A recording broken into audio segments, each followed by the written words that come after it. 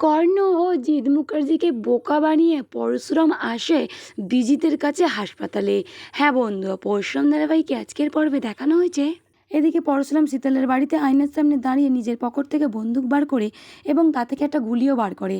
এদিকে নিজের মনের মধ্যে বিড়বিড় করতে থাকে আর বলে, তিনখানা বুলেটের মধ্যে একটা গুলি বেরিয়ে গেছে ওই বিজিতের জন্য, বাকি রইল তিনটে ব্যক্তি, সৌরভ, জিৎ মুখার্জি, কর্ণ চ্যাটার্জি। বন্দুকটা তাক করে আয়নার দিকে।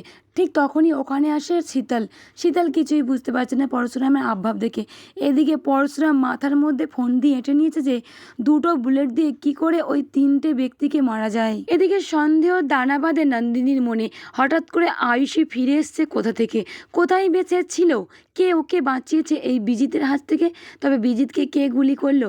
এদিকে আয়ুষীকে বারবার করে কোশ্চেন করে ওই নন্দিনী। মুখার্জি বাড়ির সকলেই তো স্তম্ভিত হয়ে গেছে আয়ুষীকে দেখে। আয়ুষীর বলা কথাগুলো কেউ কিছুতে বিশ্বাস করতে পারছে না।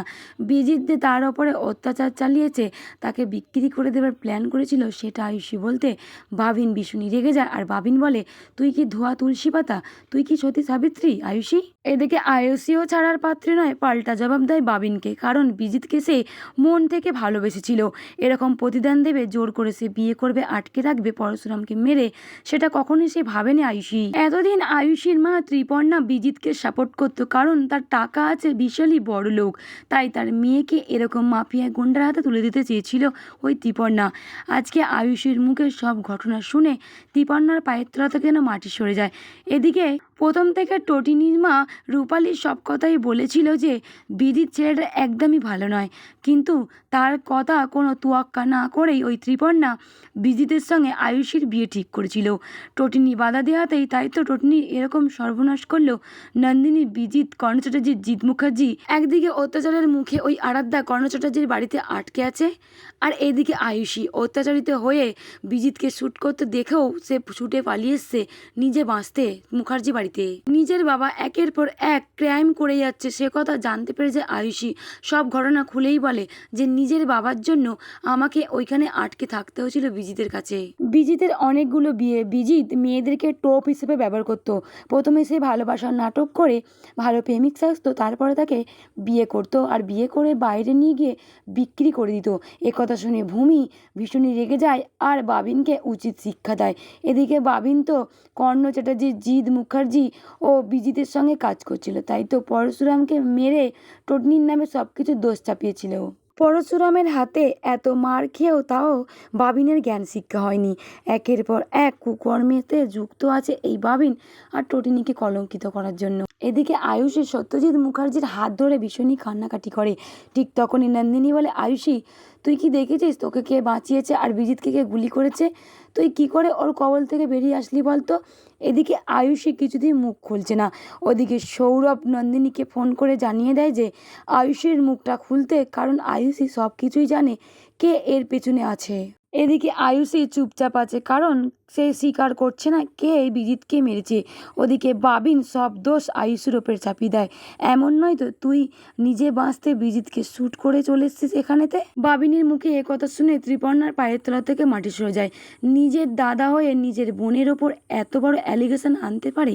এদিকে বাবিন বলে, আমি একদম ঠিক কথাই বলছি, ও কিছু একটা লুকোচ্ছে আমাদের কাছ থেকে, তবে তার নাম বলুক কে বিজিতকে মেরেছে।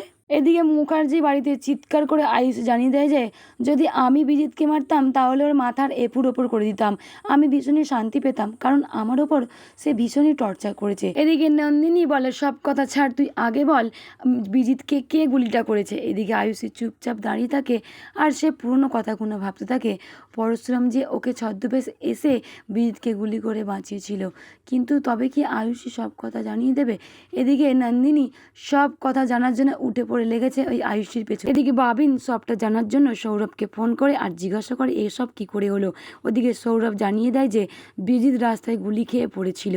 ওদিকে সৌরভ বাবিনকে আরও জানায়, আয়ুষী কিছু বলেছে? আয়ুষী কিন্তু সবটাই দেখেছে, ওকে মারতে দেখেছে, তারপরে ও পালিয়েছে, কে গুলি করেছে সবটাই জানে ওই আয়ুষী। আয়ুষীকে জিজ্ঞাসাবাদ করার জন্য আয়ুষীকে স্পেশাল ব্রাঞ্চের অফিসে আনার জন্য অনুমতি দেয় বাবিনকে।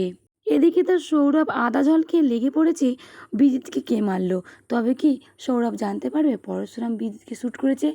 এবার কি সৌরভের পালা? বিজিতের খুনিকে ধরতে নিজেই বলি হবে ওই পরশুরামের হাতে সৌরভ। সবটাই দুয়ে দুয়ে চার সৌরভ বাবিনকে বুঝিয়ে দেয় যে যারা যারা পরশুরামের সঙ্গে যুক্ত তাদেরকেই দেখে দেখে বেছে বেছে শ্যুট করছে। কে এই ব্যক্তি? বাবিন জানিয়ে দেয় আপনি তদন্ত করুন, আমি এখন ফোনটা রাখছি। আর হ্যাঁ, বিজিতের জ্ঞান ফিরলে অবশ্যই আমাকে ফোন করে জানাবেন।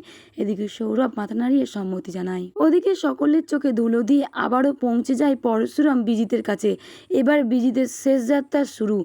বিজিতকে শেষ করতে হবেই। বিজিতের মতো ক্রিমিনালদেরকে এই পৃথিবীতে বাঁচার কোনো আইন নেই। তাই তো পরশুরাম যুগে যুগ ধরে এরকমভাবে জন্ম নেবে আর পাপের বিনাশ করবে। বন্দুকের মধ্যে তো বুলেট ভরেই ফেলেছে। তবে এর পরের গুলিটা কার কপালে লেখা আছে? সৌরভ নাকি কর্ণ চ্যাটার্জি? তবে কি জিৎ মুখার্জি? যদি এমনটা হয় আপনাদের কেমন লাগবে অতি অবশ্যই কমেন্ট করে জানাবেন। সকলকে ধন্যবাদ।